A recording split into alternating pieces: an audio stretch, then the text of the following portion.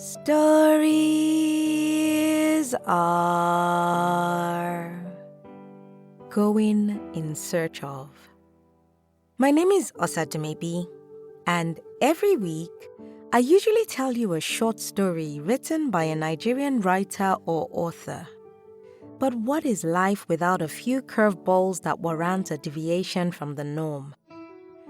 This particular curveball was instigated through an Instagram message from a writer outside my niche. He asked.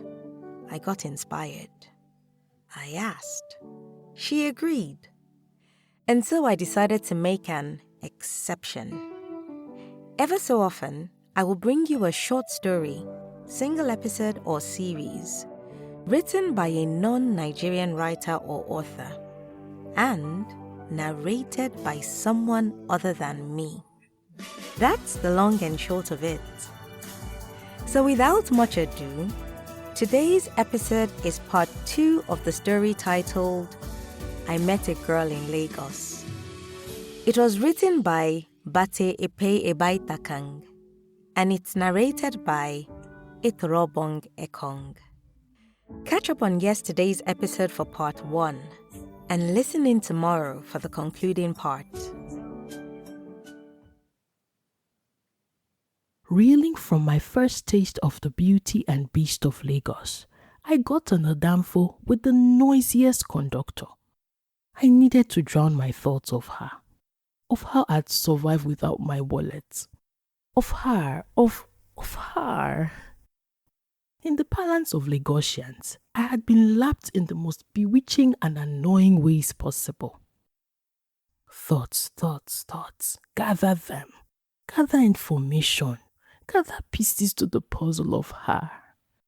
There was no escaping her hold on my mind, an infuriating predicament that made me smell like the most moist youth there ever was. Someone had said Esther, and she turned. What were they selling? Looked like a magazine. I have to get my hands on one. Barely 6 a.m., and I was on the road.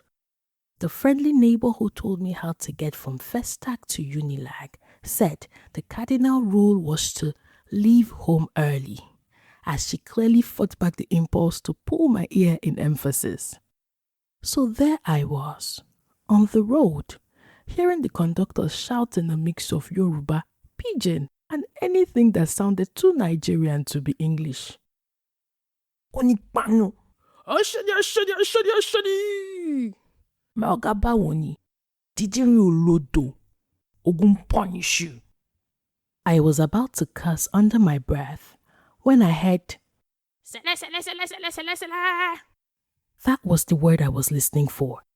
My eye-ear coordination clicked into overdrive as I scanned the busy park for direction.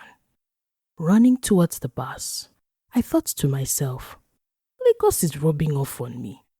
Because why was I sprinting at full speed, footwork on point as I danced my way through the crowd pack, shouting, Sell 100 naira, I no need change. Finally, on the bus and on my way to Sele from Mile 2, I could take in Lagos in a little less chaos. I say a little less because the bus is a micro-universe on its own. Boisterous laughter from loud banter, uncontrolled sneezing from a woman eating granite, and the stinging flavor of pepper from a young man eating akara. I took in this temporary but very alive and mobile side of Lagos with Wizkid's Ojuelegba, adding a rhythmic flavor. I was going to Ojuelegba after all. Well, not quite. I can't explain. The bus stopped at Sele, and I boarded another heading for Ojuelegba and Yaba. The university campus was in Yaba. Once I got off at the campus gate, I locked in, scanning as intently as I could for student magazine vendors. And just when I thought I had spotted one, she disappeared in a crowd. What was this demonic speed from Lagos girls? How elusive. But I swore under my breath they'd never met a man more persistent. A few, or maybe many minutes later, and aha, I locked in on a target. She was enthusiastically waving a magazine in the faces of some students, quickly mouthing off the most interesting content and why buying the magazine mattered. I approached quickly, calculating possible exits and how to make ground in case she decided to flash the legendary Lagos speed. Long story short, her name was Morayo. I bought a magazine, and she told me the only Esther she knew was a final year student called Zelly. To which I replied, the only Zelly I know was a child of blood and bone. She didn't get the joke. But I got what I needed. Directions to this Zelly. I put on my earphones, volume up to drown the noise outside, and all I could hear was No Love in Lagos by Show Them Camp and the Cavemen. They know the love for Lagos, so felefe, iye neme fele. The music faded abruptly without me turning down the volume.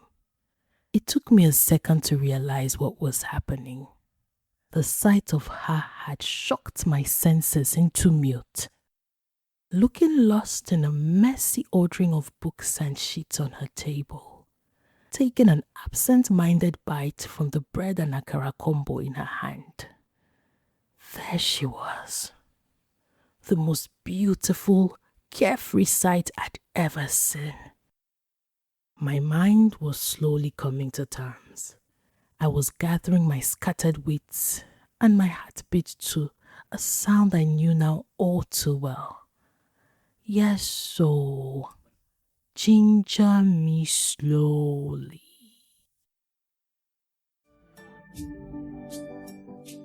Bate-Epey Ebai Tarkang, also known as Beat, is a writer who resides in Cameroon. Whether through words, living, or just being, he is storytelling, always. He has a stash of poetry on Medium at Indigo Beat. Our narrator for this week was Etoro-Obong. She's a voiceover artist who resides in the UK.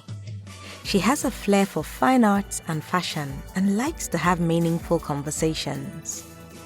You can connect with her on Instagram at life_with_Etoro.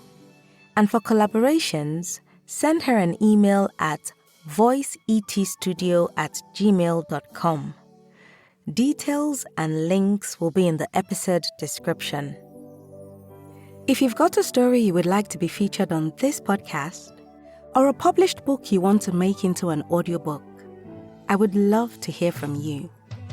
Send an email to info@osadumebi.com or send me a message at Osadumebi on either Facebook, Instagram, LinkedIn, or X.